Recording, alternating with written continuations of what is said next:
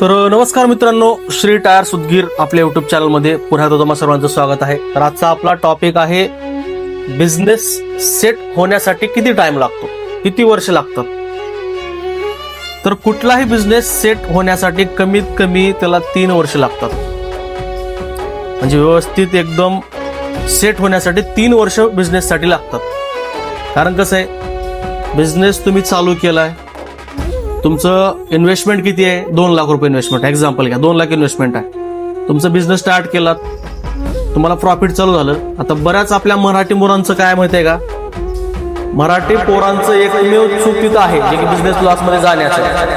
हे काय करतात, फर्स्ट इयर मध्ये सेल चांगला झाला, प्रॉफिट वाढलं, त्यांचा लगेच इकडे खर्च वाढला, लगेच तुमचे शान शौक सगळे चालू झाले. का हे चुकीचं आहे का?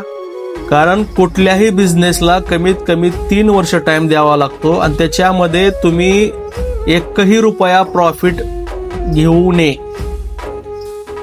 तुमचं profit plus investment repeat and repeat त्याला इन्व्हेस्ट करत राहायचं 3 वर्षापर्यंत. 3 वर्षाच्या नंतर तुमचा बिझनेस एकदम व्यवस्थित सेट झाला, त्याच्यानंतर तुम्ही त्याच्यामधले अमाऊंट घेऊ शकता. पण 3 वर्षापर्यंत तुम्ही काहीच घ्यायचं नाही. तर तुम्ही 1 वर्षामध्ये तुमचा बिझनेस प्रॉफिटमध्ये दिसतोय, तुम्ही लगेच खर्च करताय, तर तुमचा बिझनेस सेट होणारच नाही.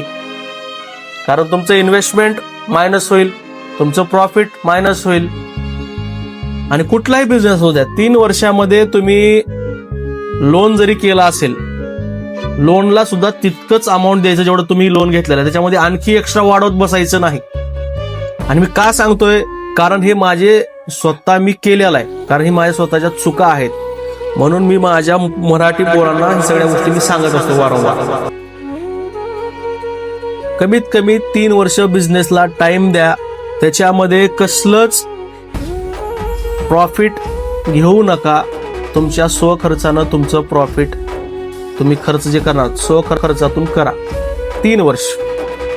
तर तुमचा बिझनेस 101% सेट होणार म्हणजे होणार. तर आजच्यापुरतं एवढंच.